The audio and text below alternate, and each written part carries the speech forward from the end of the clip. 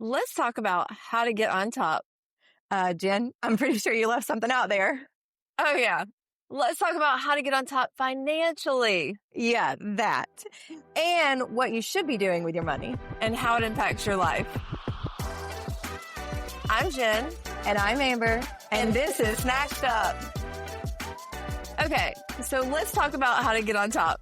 Financially. I keep forgetting that part. I guess I'm so caught up with last week's episode, The Cougar and the Cub, that I just keep on wanting to talk about stuff like that. Yeah, I think you do.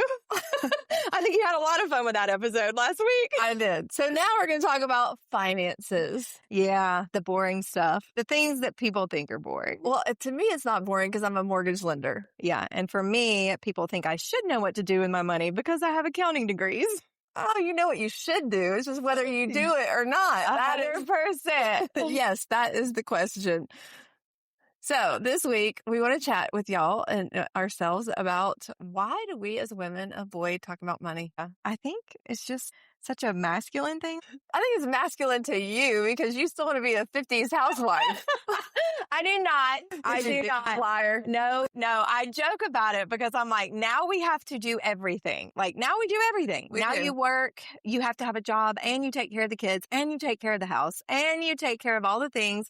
So yeah, that kind of does, it sucks. It does. It ruined our lives. If we could go back, I would tell them to stay in the kitchen. I'm just kidding. I'm just kidding because I think that would also drive me nuts too. No, you couldn't. Yeah, I wouldn't be able to do it. I stayed home for 4 months with Charlie during a transition from the automotive industry to the mortgage business, and it was the longest 4 months. So those of you who are stay-at-home moms, absolute respect. You have our respect. Yes, for sure. 100%. But I think that women don't talk about money because we've received less money than men in a lot of instances. I've had to fight for every penny that I've made in my career.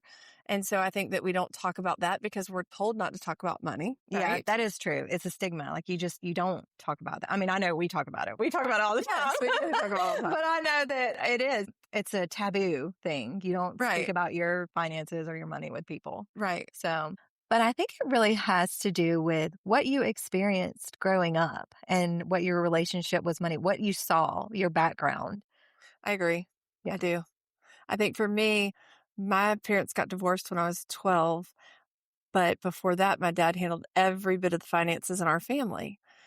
After my parents got divorced was a different story because I had my dad who lived frugally. I can remember him taking us to McDonald's and saying you have $2 to spend. Yeah. And if you went over the $2, you had to take something away. And so he implemented that. But my mom, on the other hand, was, let's buy this. We'll figure out how to pay for it tomorrow. We'll rob Peter to pay Paul.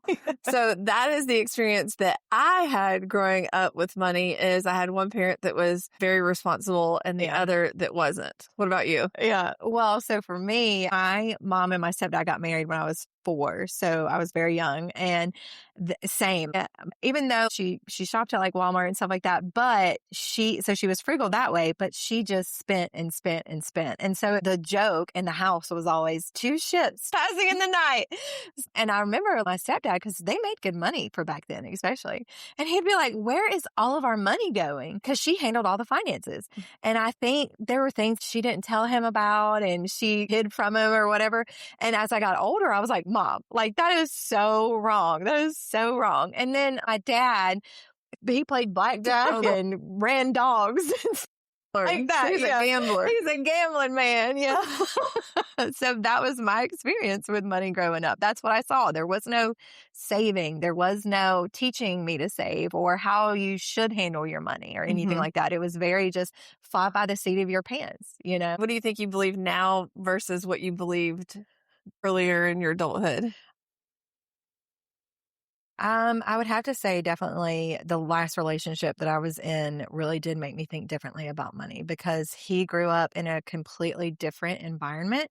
And so obviously that caused some friction between us because I'm like, let's just spend it all. You can't take it with you. But I think his family taught him the importance of saving and how to be frugal and things like that. And so that was just not anything that I'd ever Mhm. experienced. And I will say for me, one of my biggest mistakes was I ran up credit cards and stuff and spent too much money that I shouldn't have spent, right? I didn't have it. I think coming to that realization is that if you can't afford it, you don't need to put yourself in that situation. And that was big for me, finally getting through that and Mhm. realizing, okay, you have to learn you can't do certain things sometimes. Right. So that was a big thing. But also I've read a book called The Psychology of Money, and it's made me think about money a lot differently. It's a really great book, and I would recommend anybody read it too. So aside from my relationship that I had, where he really did and kind of teach me things. That's one of the things I said I can walk away from, is that he showed me that, hey, there is a different way to handle your money. You Right. can be responsible with it.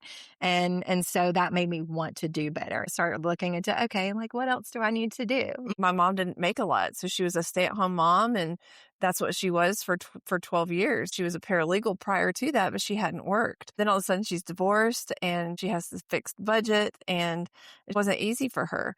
And nobody taught me how to balance a checkbook, and I didn't learn those qualities. So I Yeah. go to college, and I remember I got my first Dillard's credit card, Yeah. and great, you get to go spend up the credit card. Now you got to figure out how to pay it back. Yeah. And so I remember coming out of college, and then I got a student loan because I just wanted extra money to spend and Yeah. didn't want to have to work. And so I charged up all this debt I had. And then it was like, okay, how do you pay it back? And I remember I kind of tanked my credit Yeah. for those first couple years in college. And then I left college to go work in the car business. And as a finance manager, I started understanding credit and how it impacted you. And then once I understood how it impacted me and how it would impact me for the future, I started paying more attention to it. Yeah. And so then I started really budgeting. And I also have always worked in jobs that have been related to finance. In my career now, I cannot have bad credit. Yeah. You can't get a job as a mortgage lender if you've Yeah. had a collection or a judgment or a bankruptcy. Yeah. So keeping all of that up. So that's the difference between then and now. I also think that it was tied to my self-worth a lot, because to me, the more money I made, the more I felt positive about myself. I think a lot of people feel that way. And I know one thing for me is that I've always admired you for how hard of a worker you are, but also you have a lot of guts, because a lot of women would not, or men even, would not do the things that you've done, where you've gone out on your own, had your own business, you're strictly off of commissions only, and you don't have a guaranteed paycheck that's coming in every single, you've got to sell. So I've always admired you for that, because you've done an amazing and incredible job. Well, thank you. But I had an example because my dad was a risk taker. Yeah. And so he always said, you got to have big kahunas. So Jenn has big kahunas. I do in a sense. I mean, they must be internal. Yeah, they're internal because they are not there. So I've always felt that my self-worth came from how much money I made, like I said earlier, because I didn't want to be like my mom. Yeah. I saw her struggle. Yeah. And I wanted to be like my dad, who got to take the trips that he wanted and live in the big house and not worry and stress about money. And so I think sometimes I put too high a value on money. Yeah, I think that was one reason why I pushed so hard in school and in college and to get my degrees and to try to go up the ladder and stuff, was because same thing. Like, you do tie your worth almost sometimes to this, which you shouldn't, right? Because money doesn't buy happiness. Money doesn't define who you are as a person. I'm actually in the process of selling my house because I don't need this big, huge house. It's just going to be me and Sammy in less than 2 years. And I don't want to work as hard. Mm-hmm. And so with that, there's things I think that you can look at and say, okay, how do I get financially back on top? What are the things that I can do? So for me, I look at it as, okay, let me cut back this house because it's a lot.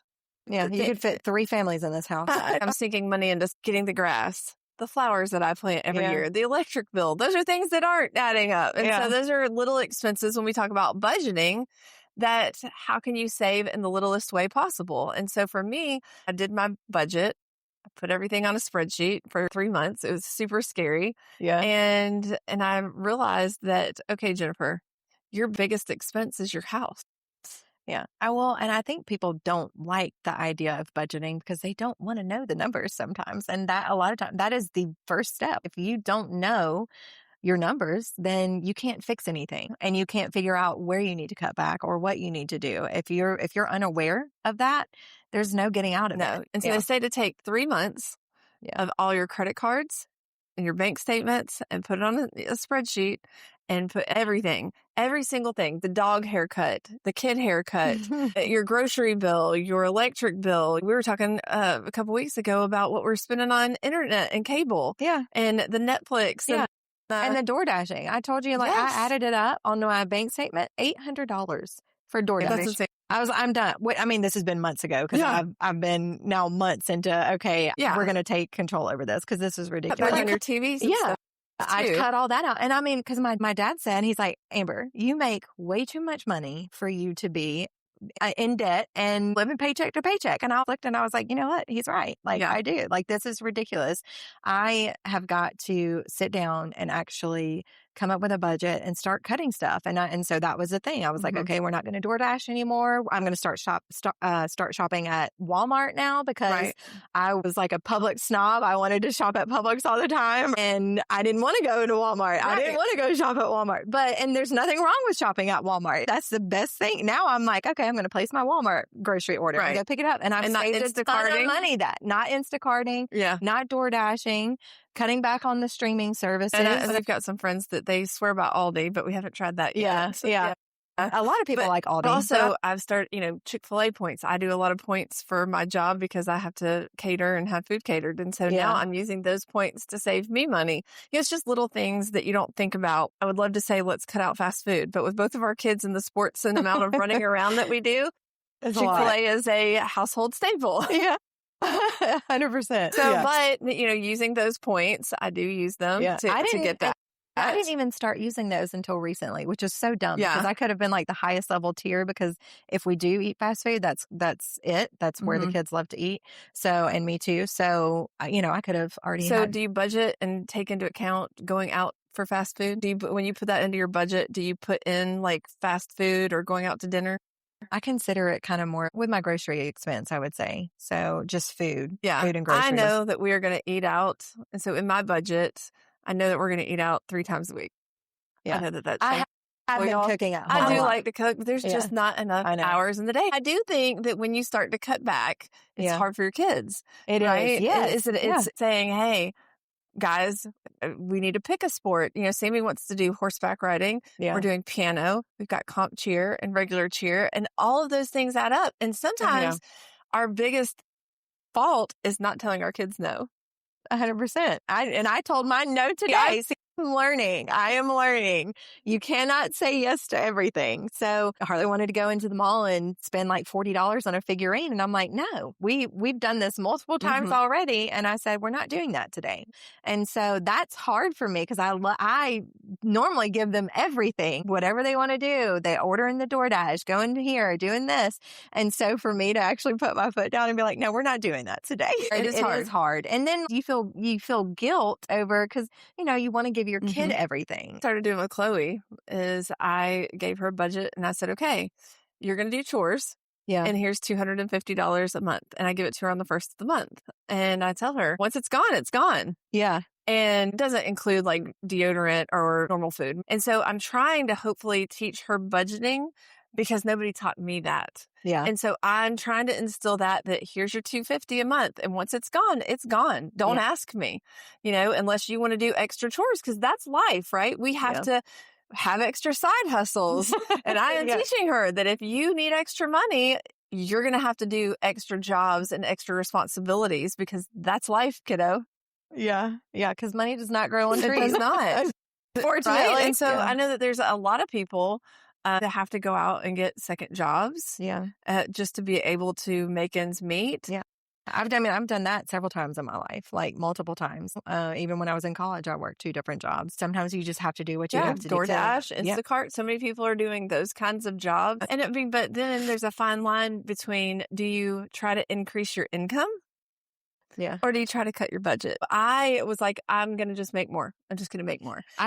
Always been that way too, though. Always looking at the next pay step. No, but here's the thing. You can't out earn stupid. You cannot out so true. You've got to do both. Right. Maybe doing both, decrease your expenses where you can.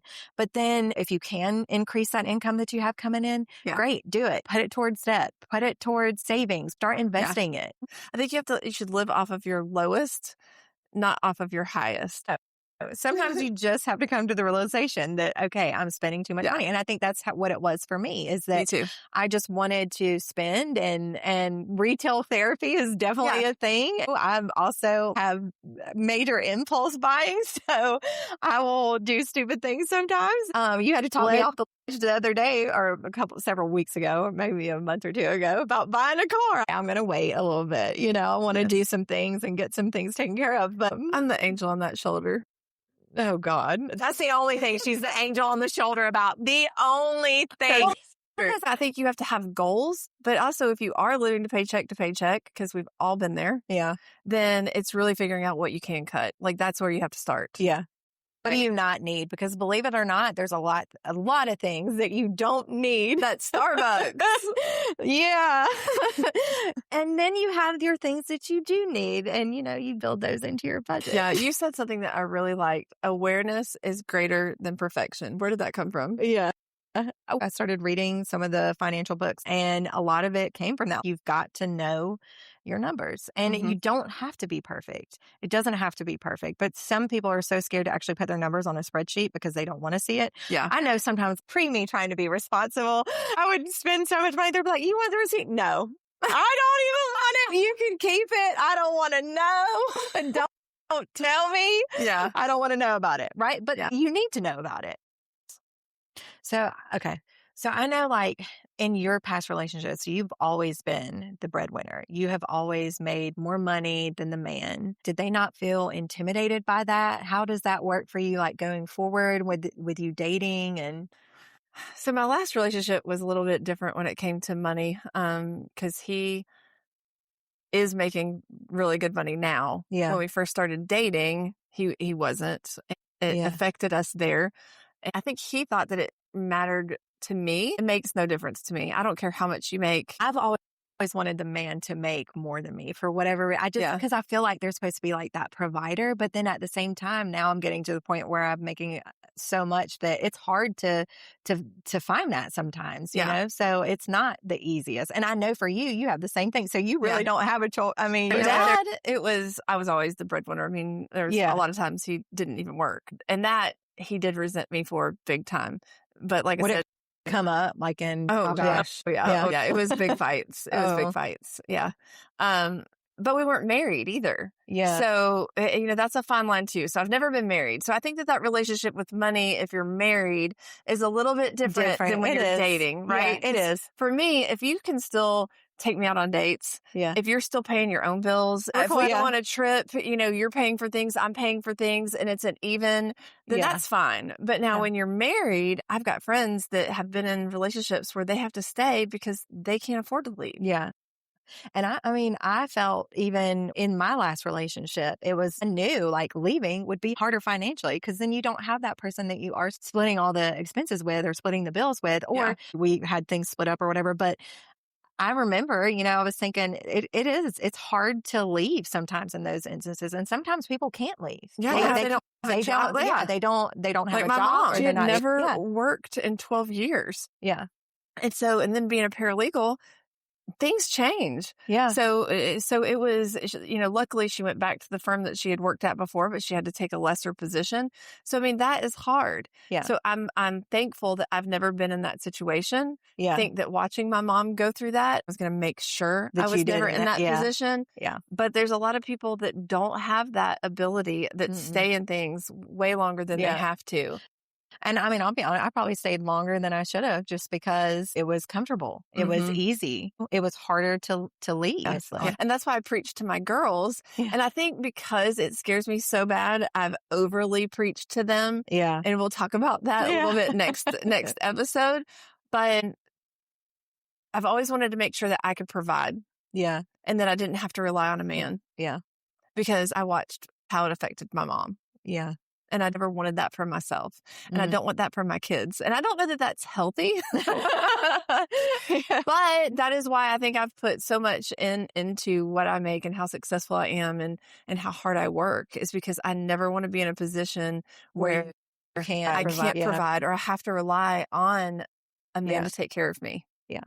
But that also is a detriment too, right? Because then I'm uber independent. I don't Yes. need you. Yes. And so I think that works against you sometimes. You I know? got told that too, is that I've always had certain things that I wanted to accomplish, and you don't want to rely on somebody. Right. You don't want to have to need Mhm. somebody. You don't want to feel like you're stuck or that you can't get out of something. So, yeah. But sometimes, I've learned that for me too, it was sometimes a power thing. Yeah, it can be. And I've, Yeah. and And that's people use money to control people. absolutely. Like, And, so, and so in counseling, I Yeah. kind of realized again that money doesn't always equal power, and it doesn't equal happiness. And Yeah. so you have to kind of pull that back and say, okay, what is important to me, and what do I want going forward? And so, and having alignment in all things, right? Life is kind of a balance sheet. Yeah. Yeah. And so you have your debts and you have your assets, and you have to sit there and figure out, is it going to balance? Yeah. That's So- life. Now we are going to play Snatched Up or Sketched Out. I love this game. Are you ready? I'm ready. All right. Keeping a secret just in case emergency account your partner doesn't know about.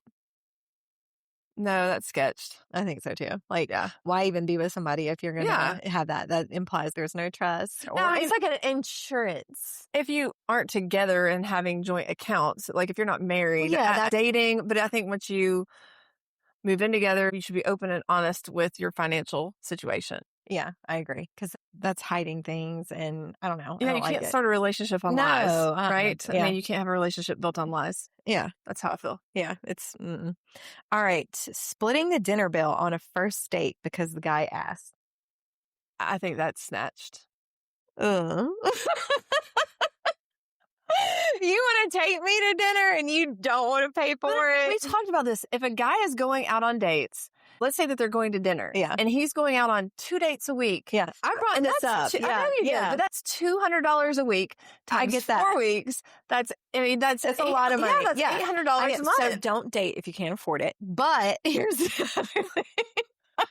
Or go on coffee dates, I guess. That's what I think. I think before you actually get invested enough to where you want to take somebody out for a nice meal or a nice dinner, do a coffee date or do something where you don't have to spend money. Go take a walk in the park or something like that. I think that's kind of cute. I tried to go play tennis with somebody. That didn't work out very well. No. He said he beat you.